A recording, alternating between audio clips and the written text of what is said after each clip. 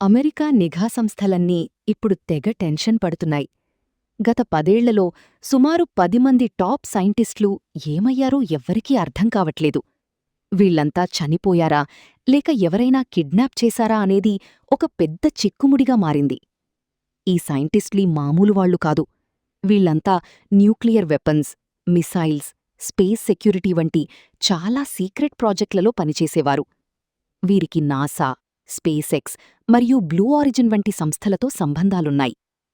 Aerospace రీసెర్చ్లో king లాంటి నీల్ మెక్కాస్లాండ్ తన phone మరియు కళ్లజోడు కూడా తీసుకోకుండా ఇంటి నుండి బయటకు వెళ్లి మాయమైపోయారు.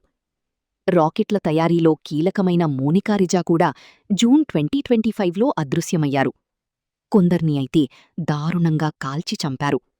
MIT scientist Nuno Loureiro, NASA expert Carl Grillmair తమ ఇంటి ముందే హత్యకు గురయ్యారు. వీళ్లందరికీ అమెరికా రక్షణకు సంబంధించిన చాలా రహస్యాలు తెలుసు. వరుసగా ఇలాంటివాళ్లే టార్గెట్ అవ్వడం వెనక ఏదో పెద్ద ప్లాన్ ఉందని అమెరికా ప్రభుత్వం దర్యాప్తు చేస్తోంది.